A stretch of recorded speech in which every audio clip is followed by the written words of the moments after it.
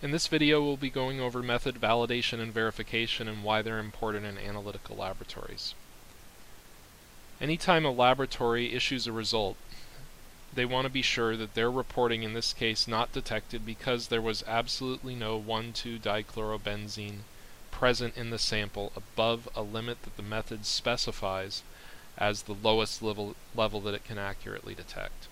We don't want it to be possible that as we look at alternate explanations or alternate hypotheses for that individual result, that it could be that the instrument wasn't working properly and therefore, even though the sample was present, it wasn't detected. We don't want it to be possible that there was an interference in the blank, some other chemical that prevented the instrument or method from detecting the sample that was there.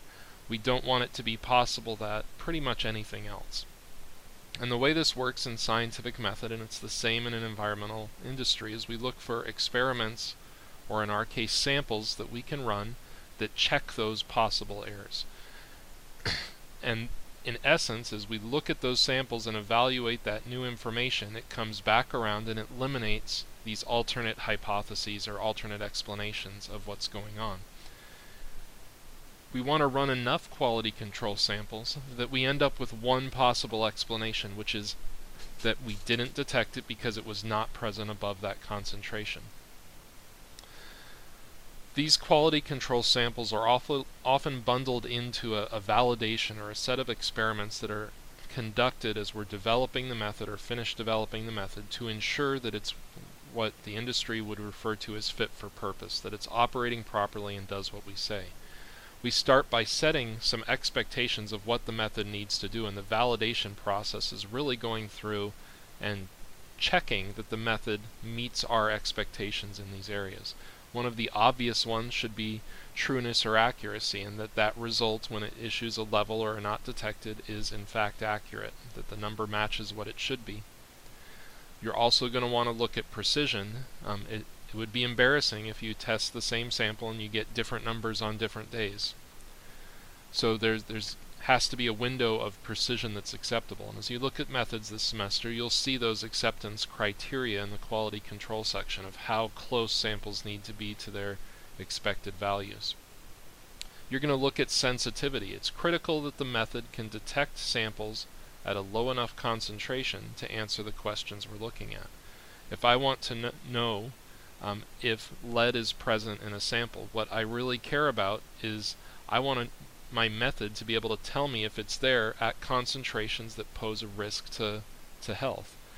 There's limits of how sensitive any method can be, and we need to know what's expected and check that. And that's typically tested with method detection limits or practical quantitation limits.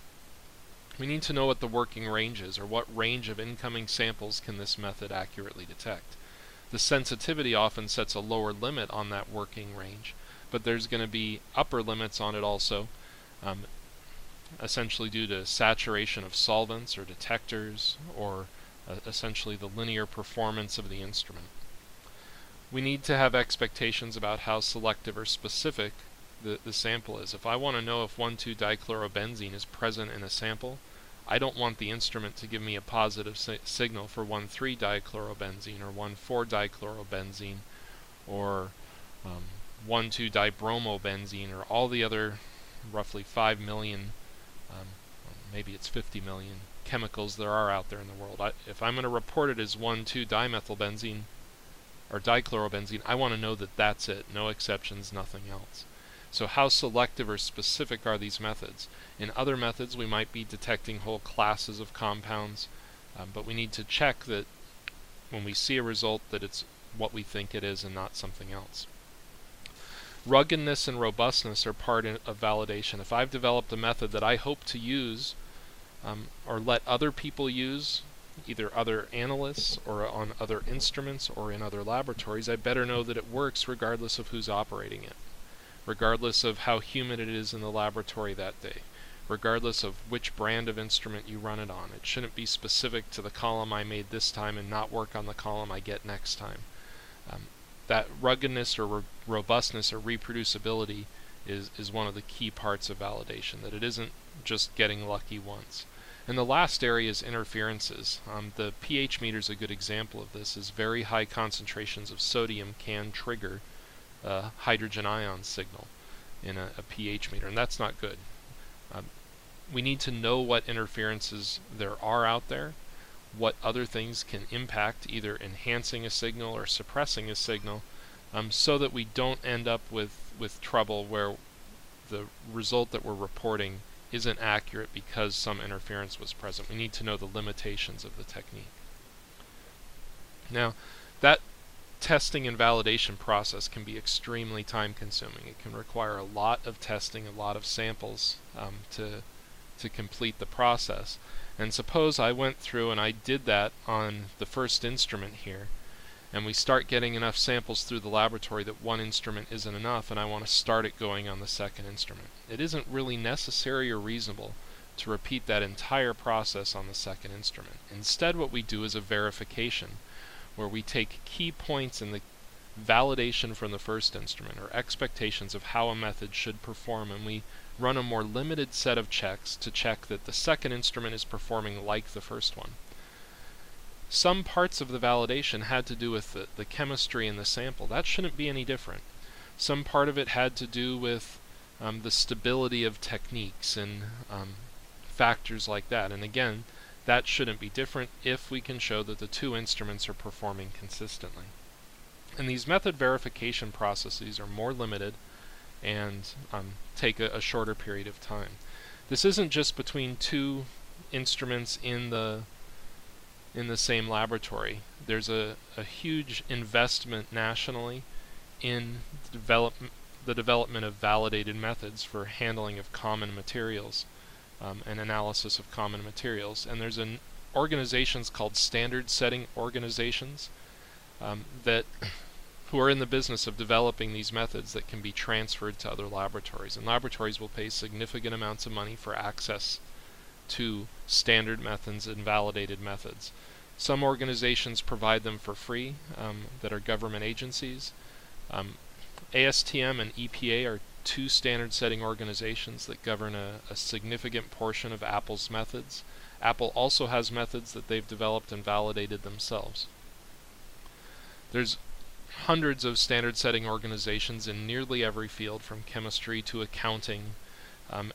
Another chemistry standard setting organization you might be familiar with is IUPAC, but there's a whole bunch of them. But keep in mind, these organizations are developing standard methods and outlining methods that provide accurate results, and in those methods they set expectations for what the testing is. If you follow those methods to the letter, then you can skip a lot of that validation stuff and do a simpler verification. And that's what we're going to do in lab this time. And we're going to look at and think about all the factors that went into the validation of ASTM D1498 and look at checking that in our own laboratory.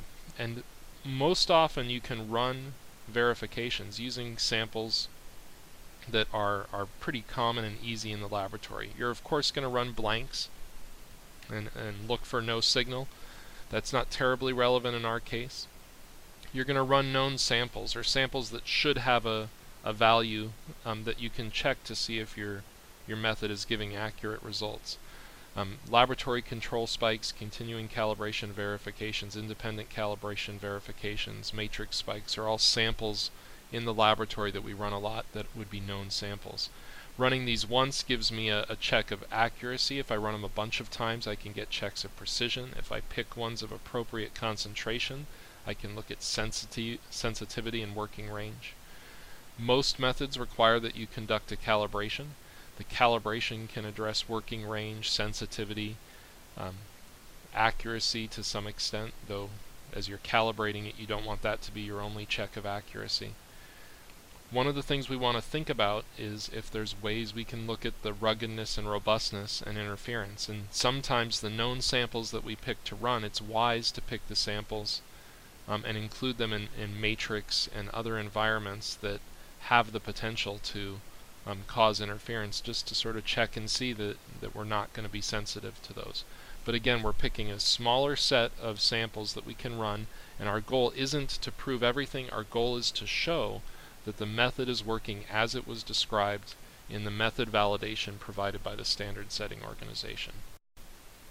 The last bit is environmental labs are under the microscope. Throughout the semester, you're going to see auditors come in and sit and look through Apple's records to ensure that they're complying with regulatory requirements, such as that they use validated methods. So how are we going to show that this method is validated? We're going to need to keep, or the lab is going to need to keep a record of when the lab manager and quality manager approved the method and said this is okay. For them to make that approval, we're going to have to provide them with a summary of the validation or verification steps that we've taken. That's going to need to be backed up by data. We're going to need to attach the data showing the performance that we're using to justify that the method is working properly or that it's fit for purpose. And because we're going to be doing a verification, it's going to be critical that we include in that report references to previous work. We're assuming that some of this previous work has been done already, and doing a more limited set and checking against that previous work, we need to cite it. So that at minimum, that's our standard method, ASTM D1498. If we had had validation done on other instruments, we'd want to refer to that. And the last thing is instrument records, and you'll see this as you go through the laboratory, but they have maintenance logs and records of instruments and checks that they've run to ensure that the instruments are working properly. And those are key and important too in establishing or convincing people that the method that you're using is valid. In other words, that when I give you a result, you can trust it.